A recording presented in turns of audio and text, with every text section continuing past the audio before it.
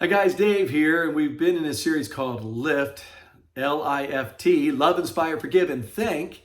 We haven't really got into that yet, but we've looked at how we prepare our hearts every day in order to be lifted up by God, experience the best that He can give to us, and then go out and give and lift other people up with His love, inspiration, His forgiveness, and thankfulness.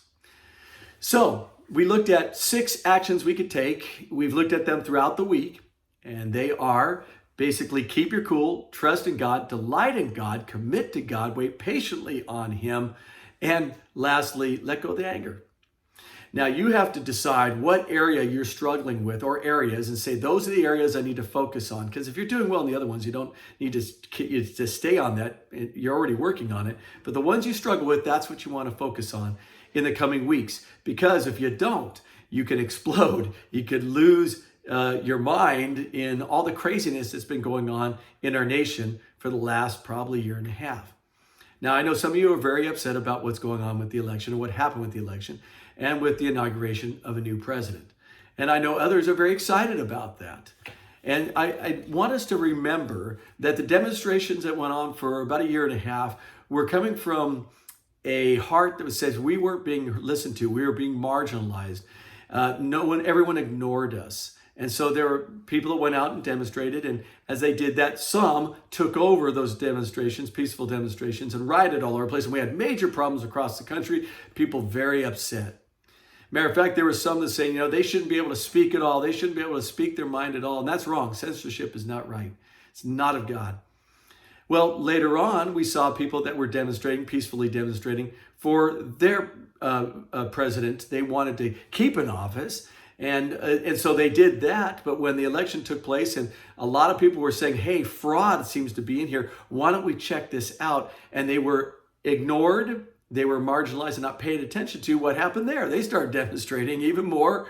And you had some people breach the Capitol building. So you had people that were rioting and destroying property all across the country. And we had people that ended up rioting and going into the Capitol. Neither is good. And they all should be really prosecuted to the full extent of the law. We understand that.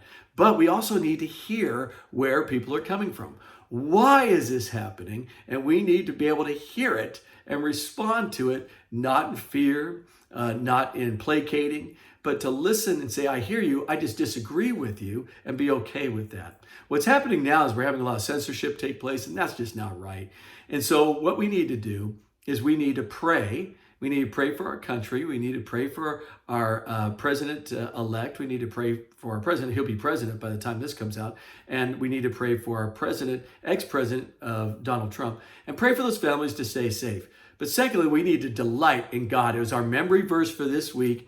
It's out of Psalm 37:4.